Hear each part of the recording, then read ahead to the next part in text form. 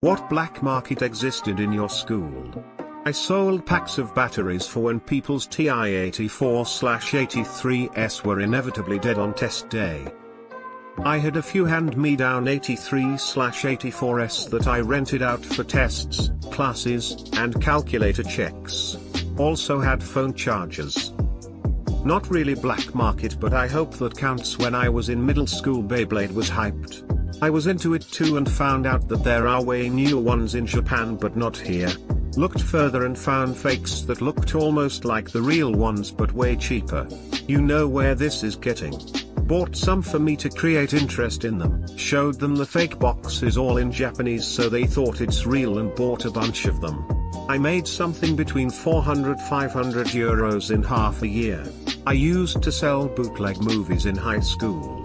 Not the kind of bootleg where you take a video camera into a theater, but I knew someone who kept getting early versions of movies that I guess are sent to theaters. They had some message about it being for screening purposes only/internal use, I don't remember exactly, and giving them to me. I'd burn a bunch of copies and sell them to people for $5. They were high quality and still early in theaters. They're called screeners. I saw how high as a screener. While hanging out with people from work, someone showed up with it. I also wondered what that was about, as they were bragging about it being pre-release. I was really stoned and missed part of the conversation and didn't want to make him repeat himself. Selling hot Cheetos and tortas out of soccer bags. Hot chips were a surefire way to bank for you fundraiser at out school. School groups had stopped selling them for some health/nutrition reasons, so a big underground market popped up. The Pilot G5 liquid ink pens. You could sell them for $5 each all day. I was the pen guy. Teachers punished us by making us write "I will refrain from extemporaneous vocalization during valuable pedagogical opportunities" 50 or 100 times as homework. So over the summer we would do up a few hundred sheets of that, and we could sell or use them, as necessary. That sounds like one of those overly verbose memes. Does anyone actually speak like that? No, its only purpose is to be longer and more annoying than "I will not talk during class." A porn ring. Kids would find their dad's VHS pornos or magazines and sell them to this kid.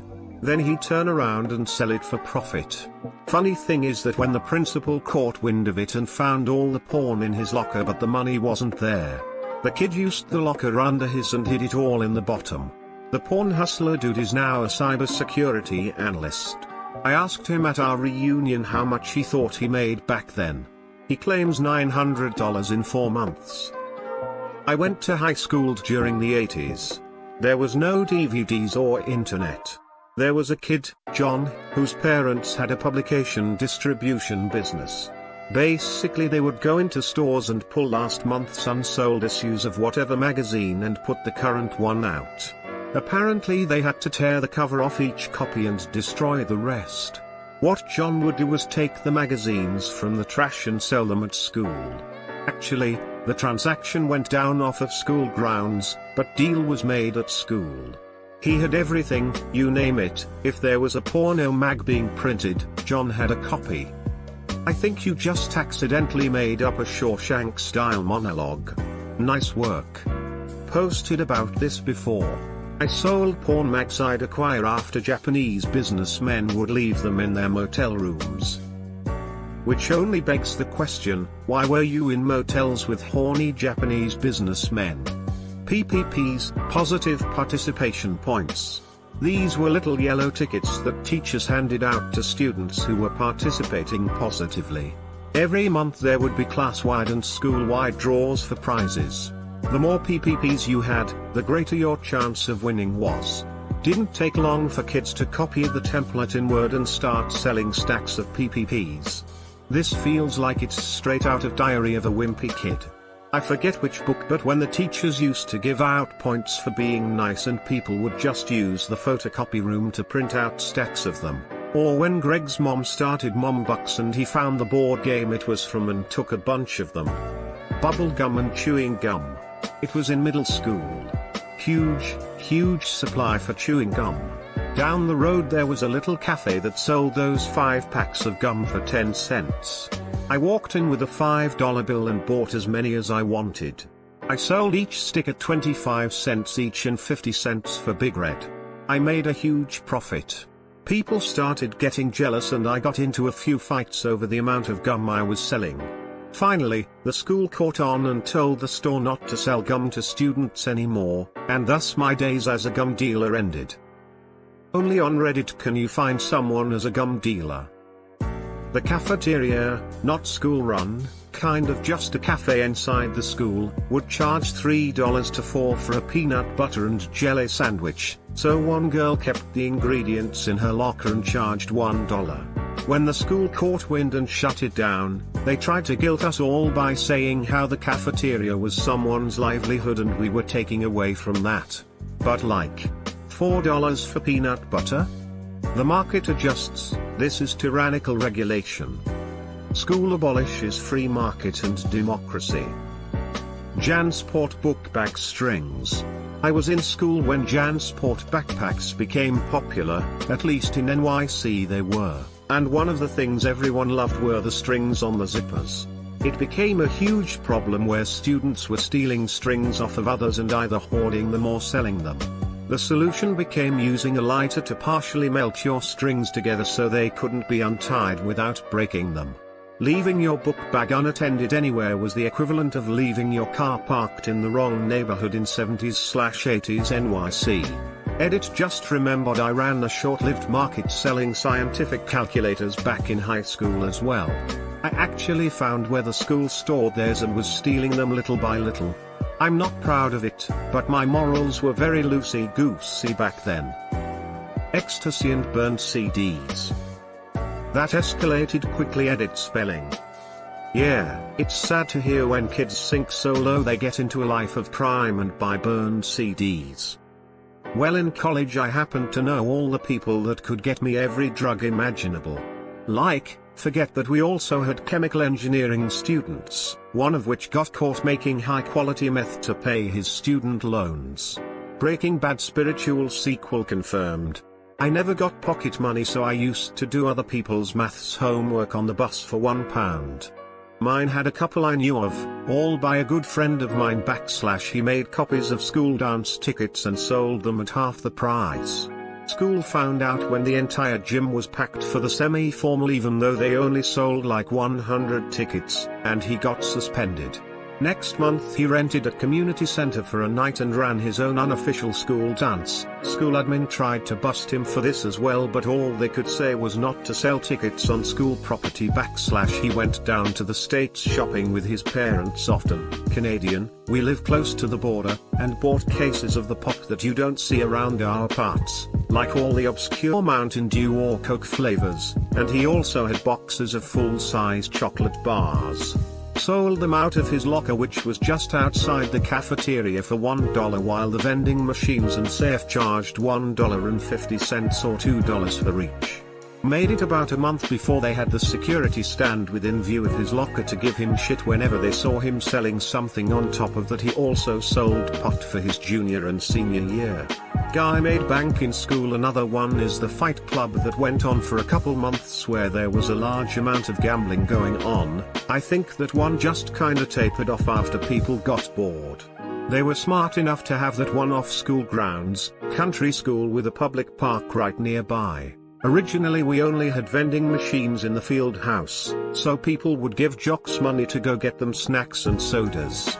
Eventually it became sort of like a service, with a fee of course. Some kids mimicked it with junk food from the convenience stores and it became a black market of the rarest candies. Some kids were peddling stuff from Japan, others from the UK. It was a high-stakes candy market of the best stuff. Ginger-flavored Kit Kats, pear drops, Maltesers, black currant chews, and more. Eventually the faculty began to notice strange ongoings on and alerted the principal, which found the whole thing rather amusing.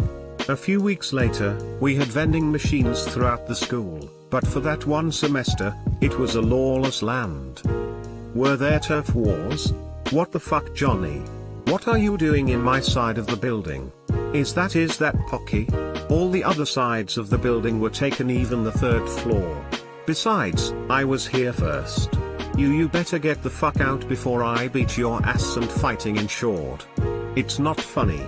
Johnny was a good kid who got caught up with the wrong people and was just trying to protect his family, all who were later found dead hanging from their intestines with Jolly Ranchers stuffed into their eye sockets. Johnny hasn't spoken a word in over 40 years, man. In my time, Pokemon cards. Now it's apparently drugs. Drugs are less expensive and all-consuming as hobbies go compared to collectible card games. As a Magic the Gathering player, I can confirm. Drugs would be cheaper. Used to do commissions in drawing naked people. Deep fakes in the past. Shallow fakes. Our high school had an internet filter. An enterprising friend of mine set up a free BSD server in his basement, and put together some 256 MB flash drives with an executable version of Firefox, could run directly from the flash drive without installs, and a SSH client. You could plug it in, connect SSH, then use the server as a proxy for all the Firefox traffic and get around any website you wanted. Those flash drives were a hot commodity, let me tell you. You could set up in the library and just start casually browsing a banned website, and people would start coming up and asking how you could do it.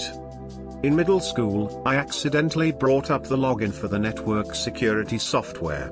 After figuring out that the password was admin or something equally weak, I was able to add and remove sites to the block list, print to other classrooms, and remotely shut down other computers. Pretended to have superpowers. A few of us would play Tank Wars on Shockwave.com, and that went until Justin narked on us. Best at my school was what the principal's son did. He was into computer and convinced his dad to let him help with the IT systems at school. To learn realistically, he did most stuff in IT. School IT guys aren't often too great. He one day got admin access, and this is where it gets important. Our computer system had a basic image that they would automatically revert to when restarted. Well, he did some digging and found the image. He then replaced the image with an identical one, except for the fact it had some games like StarCraft on it.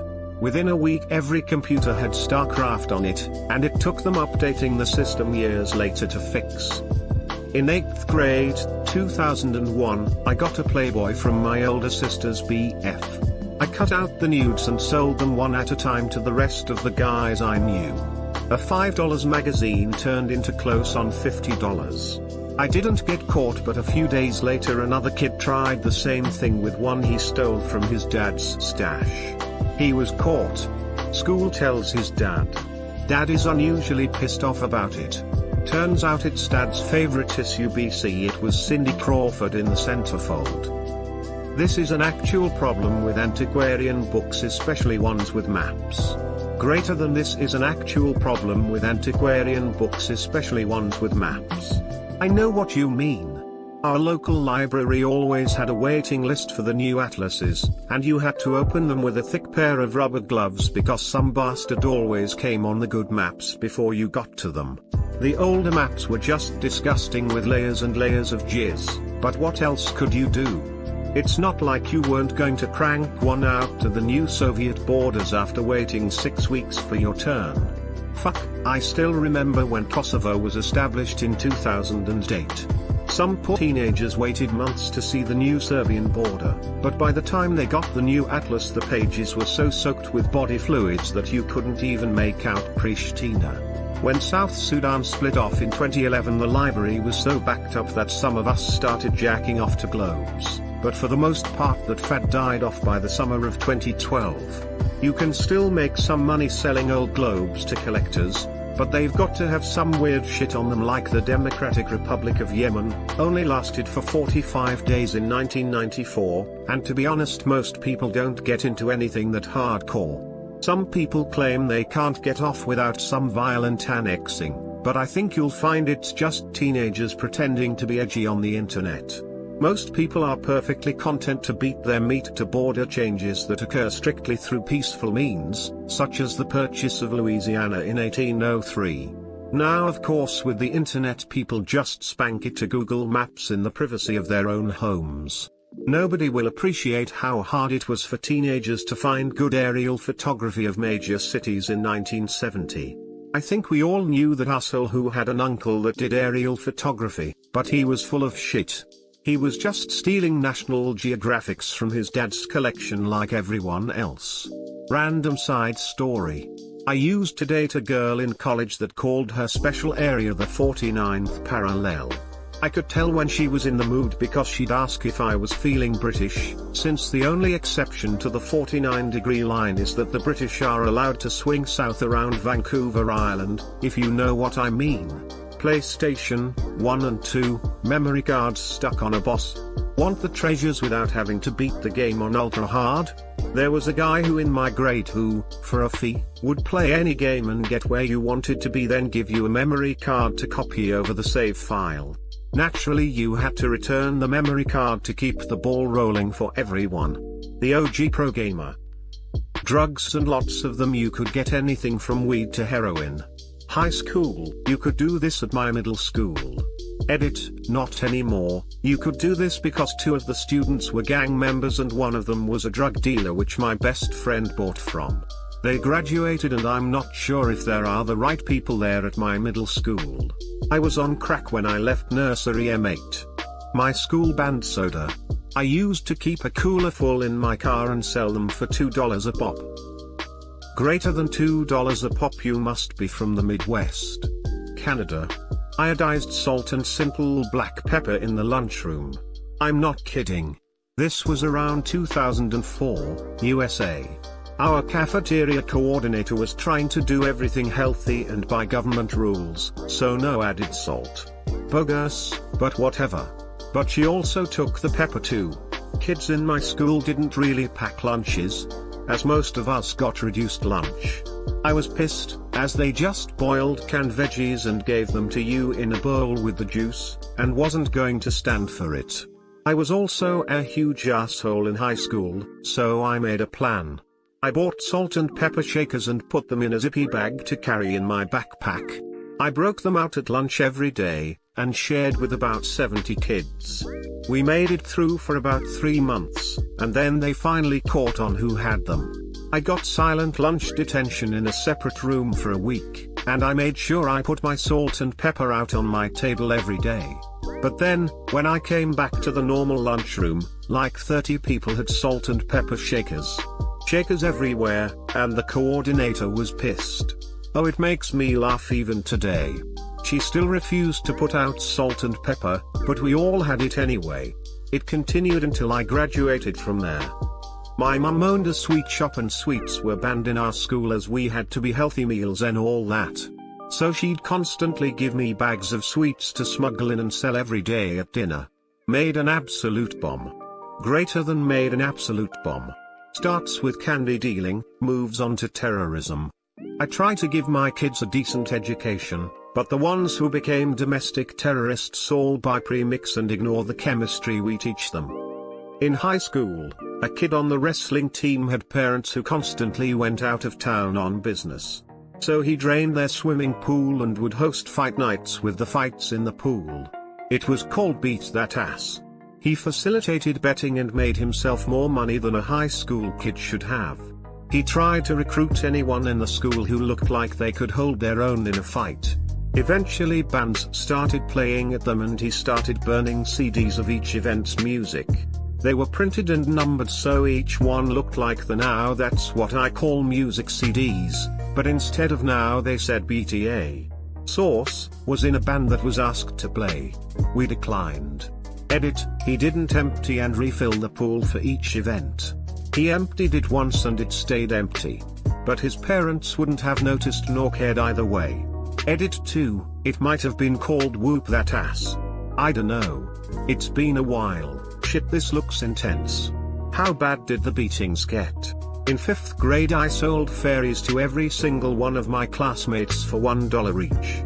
I gave them names and backstories and drew little portraits of each, then would toss them an invisible fairy and then collect from the next sucker. Slime in middle school. The school banned selling slime so people would sell in the hallways or under the table during class. I studied in a boarding school, and we had a black market for acorns, yes acorns. Kids would collect the acorns from the ground, paint and shape them so that they spin like Beyblades. The other kids would buy them to compete in the Acorn Battle, which is similar to Beyblade.